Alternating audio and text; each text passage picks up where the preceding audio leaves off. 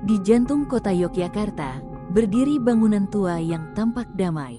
Cat putihnya bersih, tamannya rapi, turis berlalu lalang tanpa curiga. Tapi, apa jadinya kalau semua itu cuma topeng? Karena di balik dinding benteng Vriendeboek, ada lorong tersembunyi yang kabarnya tak pernah benar-benar sunyi. Kamu berani dengar kisahnya sampai habis? Subscribe sekarang, sebelum kamu sendiri yang terjebak di lorong itu. Bangunan ini dibangun Belanda, bukan buat pertahanan dari luar, tapi buat ngawasin keraton Yogyakarta dari dalam. Di masa penjajahan, ruang-ruang dalam benteng ini bukan cuma markas, tapi juga tempat penyiksaan.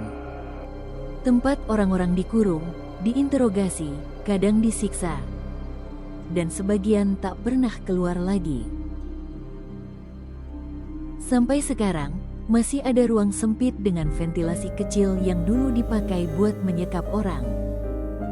Pengunjung yang masuk ke situ sering ngeluh tiba-tiba sesak napas, lemas, atau merinding tanpa sebab.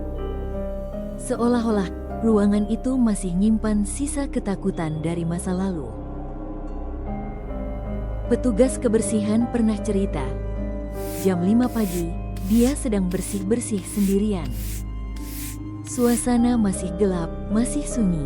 Tiba-tiba, dia dengar suara rantai diseret. Berat, pelan, tapi jelas. Waktu dia cek ke arah datangnya suara, nggak ada siapa-siapa di sana. Ada juga satu ruangan yang terasa aneh banget. Nggak ada AC tapi dinginnya beda. Bukan dingin angin, dingin yang masuk ke tulang. Dikenal sama pegawai museum sebagai ruang bisu. Beberapa orang yang masuk ke sana keluar dengan wajah bingung, pucat, bahkan sampai nangis sendiri. Nggak bisa dijelasin sebabnya. Ada yang bilang, mereka seperti sedang diawasi. Kalau diperhatikan, denah benteng dari atas, bentuk lorong-lorongnya aneh. Nggak cuma lurus kayak benteng biasa, tapi melingkar dan membentuk pola ganjil, seperti simbol. Seperti sengaja dibuat untuk mengurung sesuatu. Beberapa dinding lama bahkan masih punya ukiran samar, angka, huruf asing, atau tanda yang nggak semua bisa baca. Waktu direnovasi, pernah ada pekerja yang tiba-tiba kerasukan dan terus meracau. Saya belum selesai dihukum, saya belum selesai dihukum. Dan sejak itu, ruang itu ditutup lagi, nggak pernah dibuka buat umum. Sejarah mencatat tempat ini sebagai bagian dari perjuangan bangsa. Tapi di balik catatan resmi, ada luka yang lebih gelap, trauma, ketakutan, jiwa-jiwa yang belum benar-benar bebas.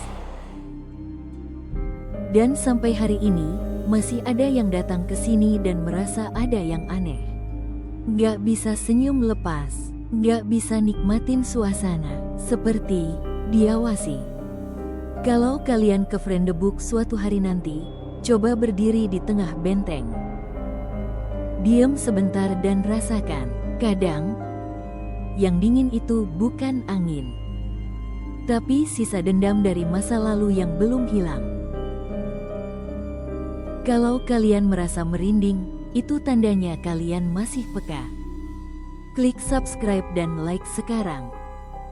Sebelum sesuatu yang tak terlihat, ikut pulang bareng kalian.